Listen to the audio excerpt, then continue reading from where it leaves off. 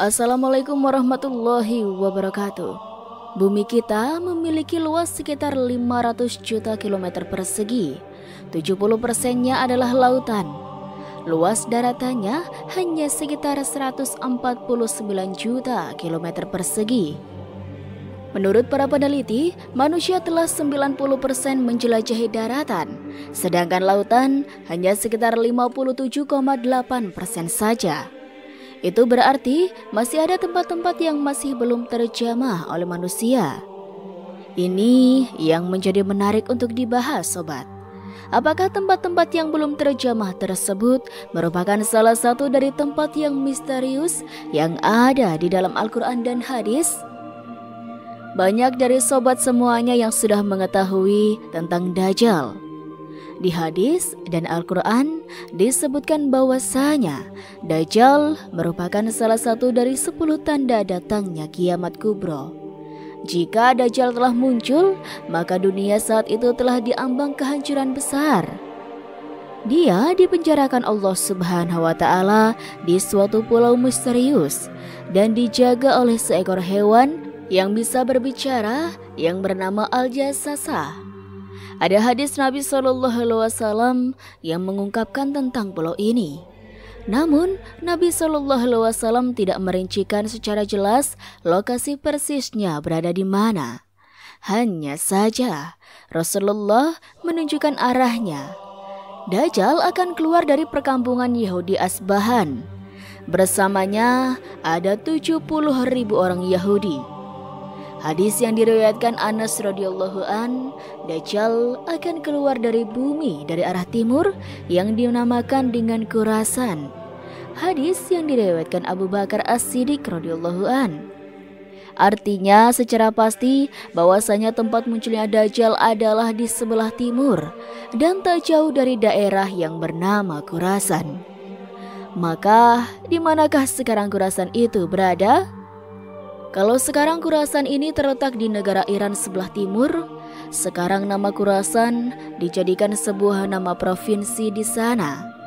Namun jauh sebelum itu, sejak abad ketiga Masehi, Khurasan itu adalah suatu wilayah yang luas meliputi Iran, Afghanistan, Tajikistan, Turkmenistan, Kazakhstan, dan Uzbekistan. Sedangkan tentang pulau tempat Dajjal dikurung mungkin saja berada tak jauh dari wilayah itu. Dan banyak tersebar kabar bahwa Dajjal dikurung di salah satu pulau di Yaman yang bernama Socotra. Karena pulau ini benar-benar aneh dan punya hewan dan tumbuhan yang tidak ditemukan di tempat lain selain di pulau Socotra ini.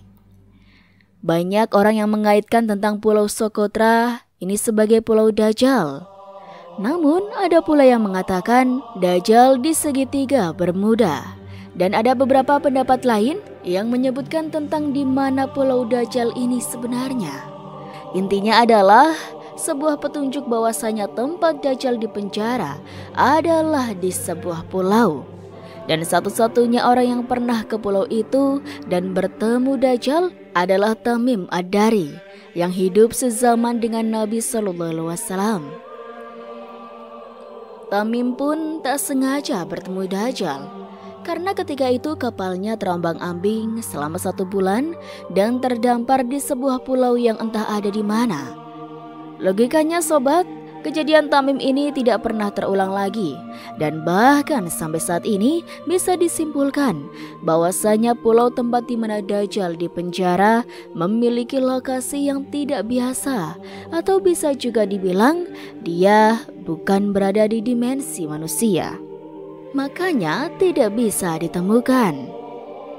Sobat Rizky rahimahumullah, Ainul Hayat merupakan sebuah telaga atau sebuah tempat yang memiliki mata air yang kalau airnya diminum maka orang itu tidak akan mati sampai hari kiamat kecuali dia memohon kepada Allah Subhanahu wa Ta'ala untuk dimatikan. Kisah tentang tempat Ainul Hayat ini berhubungan erat dengan 2 tokoh besar, yaitu Raja Zulkarnain dan penasihatnya yaitu Nabiullah Khidir alaihissalam. Ada sebuah riwayat dari As-Salabi dari Imam Ali Suatu hari, Raja Zulkarnain bertanya kepada malaikat tentang bagaimana ibadahnya malaikat kepada Allah, Sang Pencipta.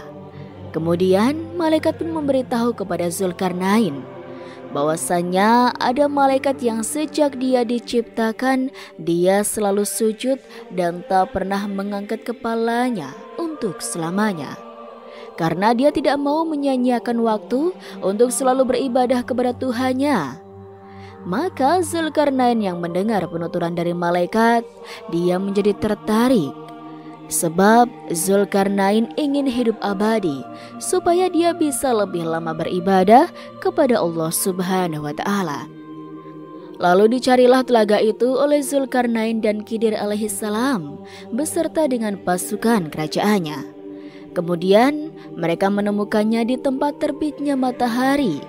Tempat itu digambarkan sebuah tempat yang gelap, namun bukan seperti gelap malam hari, tetapi gelap karena ada semacam asap atau kabut tebal. Dan singkat cerita, yang meminum air dari telaga itu hanyalah Nabi Khidir alaihissalam. Zulkarnain tidak meminumnya. Makanya ada khilaf dari para ulama, ada yang mengatakan bahwasanya Nabi Khidir masih hidup sampai hari ini. Tapi ada juga yang mengatakan Nabi Khidir sudah wafat kemudian pada abad ke-14.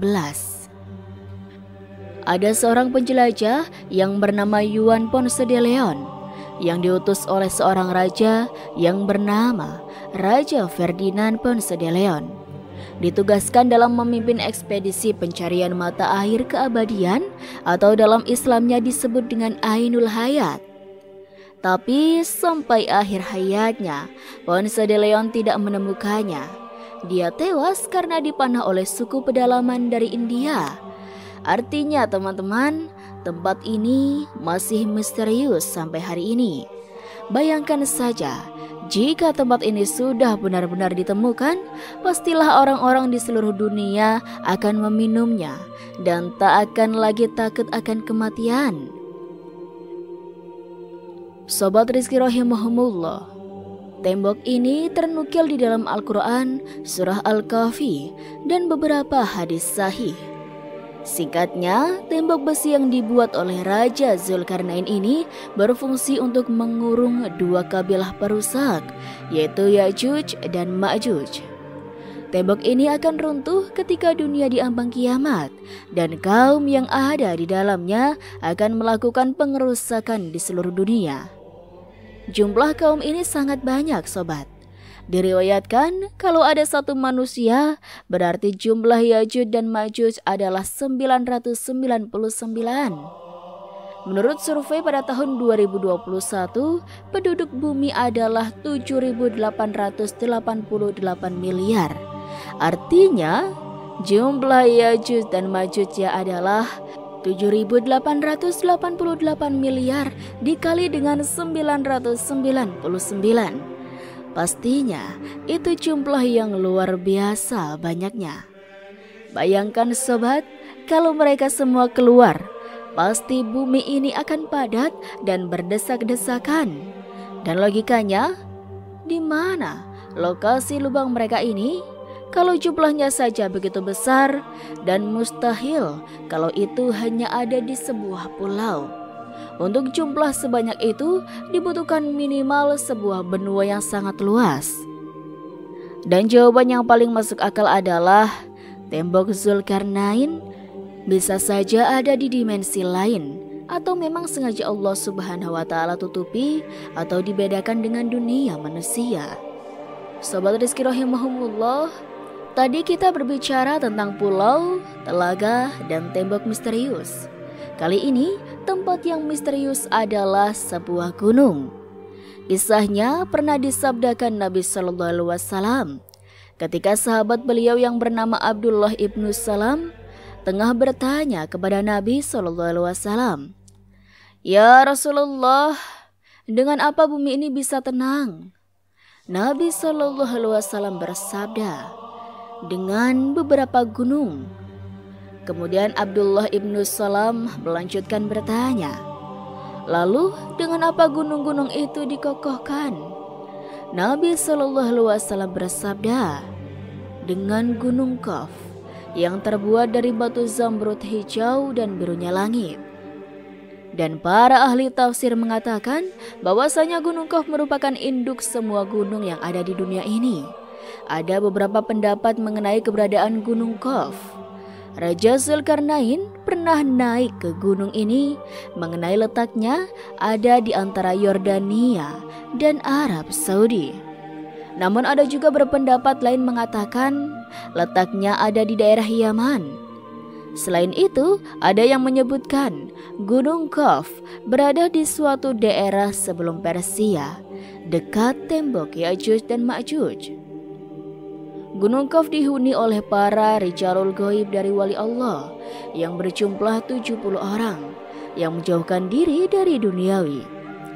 Di sisi lain, ada pula yang mengatakan bahwa di dekat gunung gaib ini ada sebuah pulau yang bernama Al-Hadar, yaitu tempat bertemunya arus sungai dan laut. Pulau ini dihuni oleh sosok hamba Allah yang soleh yang dikenal sebagai Nabi Khidir alaihissalam. Mengenai lokasi persisnya ada di mana, sampai saat ini masih menjadi misteri yang belum terpecahkan atau tidak akan terpecahkan. Nabi atau Raja Sulaiman adalah sosok orang terkaya. Sebenarnya dia berkata, "Ya Tuhanku, ampunilah aku dan anugerahkanlah kepadaku kerajaan yang tidak dimiliki oleh siapapun setelahku. Sungguh, Engkaulah yang Maha Pemberi." Al-Quran Surat Sad ayat 35. Dikatakan kepadanya, masuklah ke dalam istana. Maka tatkala dia melihat lantai istana itu, dikiranya kolam air yang besar dan disingkapnya kedua betisnya. Berkatalah Sulaiman, sesungguhnya ia adalah istana licin terbuat dari kaca.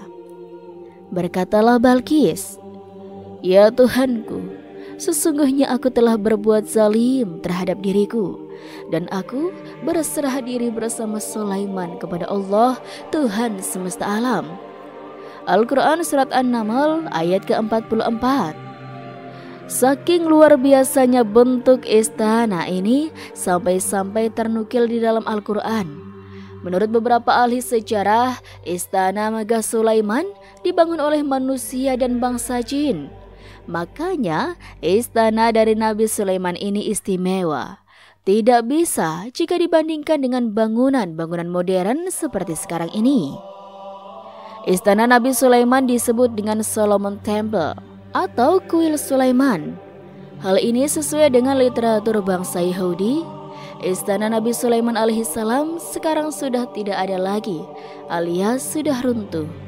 Yang tersisa hanyalah tembok sebelah barat dari bagian kuil. Bagi orang Yahudi, bangunan ini dinamai Kuil Wailing Wall atau tembok ratapan. Nah, selama pemerintahan Hizkia, perluasan tembok ini dilakukan sampai ke arah barat, yang sekarang kita kenal dengan nama kota lama Yerusalem.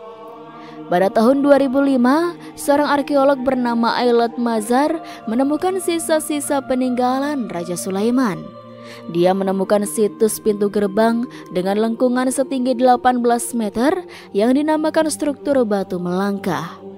Maka karena ditemukan benda-benda itu, mereka melakukan penggalian besar-besaran sampai ke Masjidil Aqsa, yang akhirnya memicu kemarahan umat muslim di seluruh dunia. Karena ditakutkan sebab dari penggalian itu akan merubuhkan Masjidil Aqsa. Lalu 2 tahun kemudian di tahun 2007 ditemukan kembali reruntuhan bangunan yang mereka yakini sebagai reruntuhan kuil Nabi Sulaiman. Kuil itu berada di sebelah Masjidil Aqsa. Walaupun bangunan kuilnya sudah terlihat hancur, para ahli sejarah yakin kuil Nabi Sulaiman masih bisa diangkat untuk dilihat.